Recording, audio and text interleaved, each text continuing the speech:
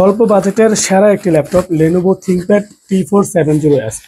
Lenovo ThinkPad T470S ThinkPad সিরিজের আল্ট্রাবুক একটি laptop, 180 degree rotate, slim, carbon fibre এবং magnesium alloy body. খুবই চমৎকার পাওয়ারফুল একটি ল্যাপটপ।